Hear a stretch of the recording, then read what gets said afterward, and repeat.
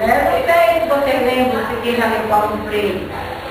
Tem um livro do Carlos Rodrigues Brandão, que é a Carta de Cícero. Quando Carlos Rodrigues Brandão é um educador e que trabalhou muito tempo com Paulo Freire. Então eles vão para a comunidade e começam a alfabetizar. E aí Cícero escreve uma carta a Paulo Freire. Nessa carta, Cícero vai dizer e falar de saberes que existem, né? E aí ele diz, você como homem do conhecimento, como homem da ciência, vem aqui querer ensinar esse pobre velho, né? Que não tem muito conhecimento, que não conhece muito essa realidade. Mas há coisas que também na vida você não sabe ensinar e que você também precisa aprender. Então a gente vê na carta, nas palavras de Cícero, uma relação necessária e importante para a formação da pessoa, que é a troca de saberes. E que esse mundo da universidade nem sempre ele dá valor a isso. Então são as dificuldades que a gente tem de encontrar até professores para assinar nossos projetos de extensão. Então, isso por quê? Porque a extensão, ela entra na universidade de uma forma meio atrapalhada. Ela não entra na universidade como função da universidade, do mesmo jeito que entra o ensino e que entra a pesquisa. Ela entra de uma forma meio, vamos dizer assim, que é errada, né? E aí, essa história, que forma a história da extensão, faz com que ela seja carregada de uma série de preconceitos, que fazem com que ela seja até denominada, como já foi há algum tempo atrás, da prima pobre da universidade, né? Então, foi o ensino. O ensino, desde que a gente se entende na história da humanidade dos homens, existe o ensino, né? Então, quando não era feito pela escola, era feito pelos monges, pelos padres, né?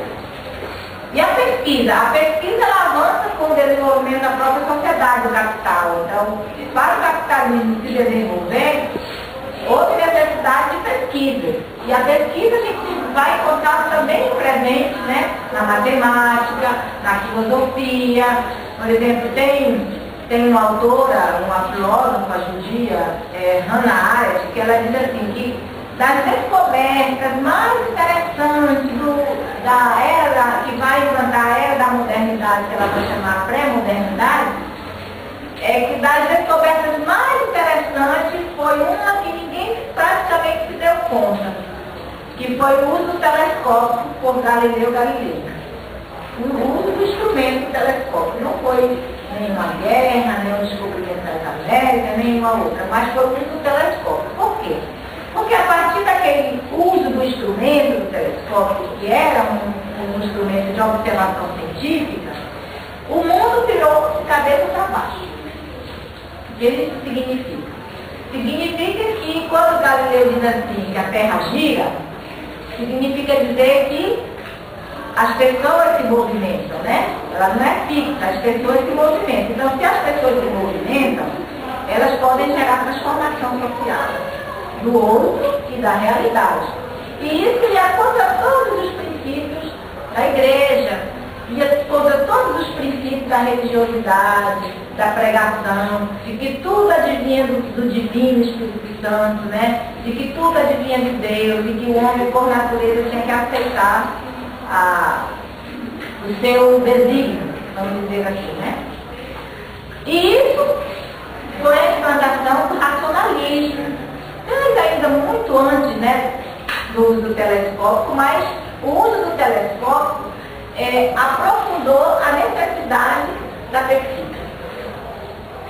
E a sociedade capitalista, ela só se desenvolveu e se desenvolve até hoje por conta da pesquisa. Né? Então a gente vê que quais as pesquisas que mais têm valor no campo das ciências? São as pesquisas na área da biomédica, né? Como cromossomos, com genes, com transformações celulares, é isso? Nas áreas da tecnologia, são as pesquisas, grandes pesquisas científicas, né? De transformação de resíduos, grandes descobertas. E as ciências humanas, onde é que elas ficam?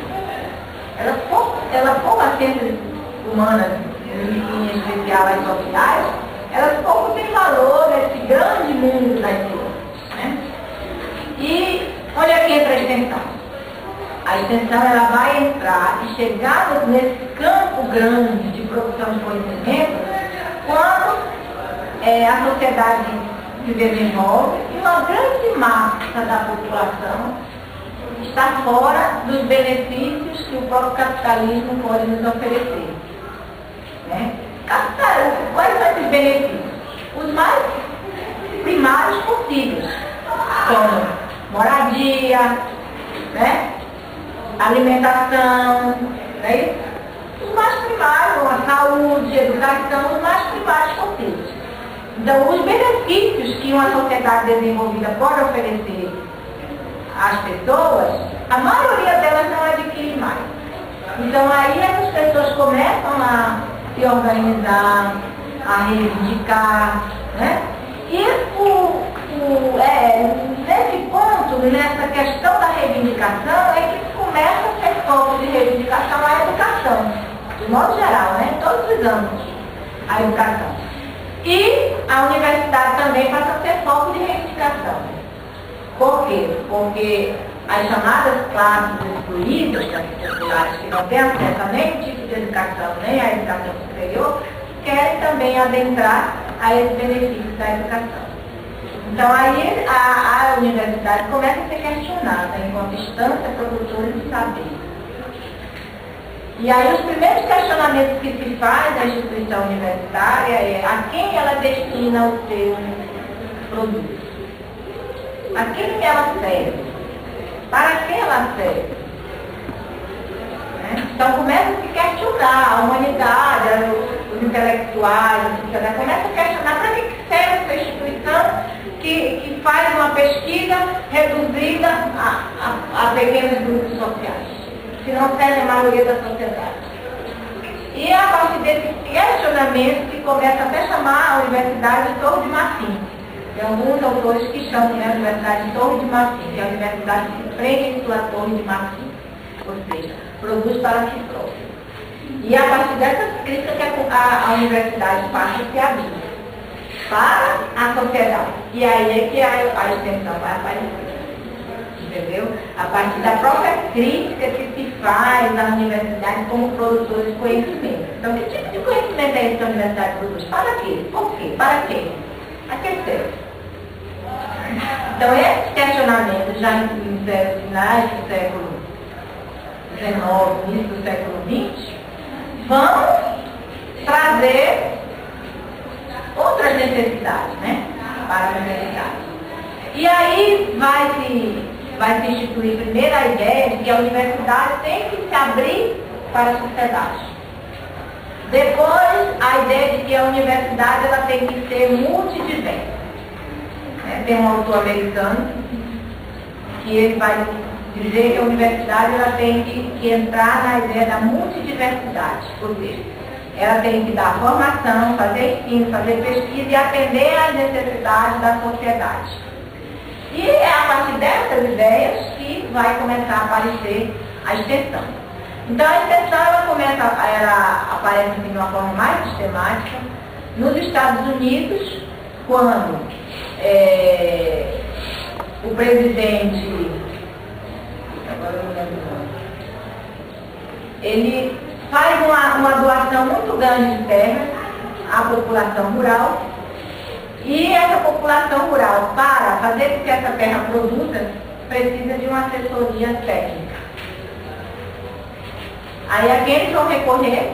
Às universidades, como sendo a instância para atender uma necessidade social, e como sendo um papel da universidade se abrir para a comunidade.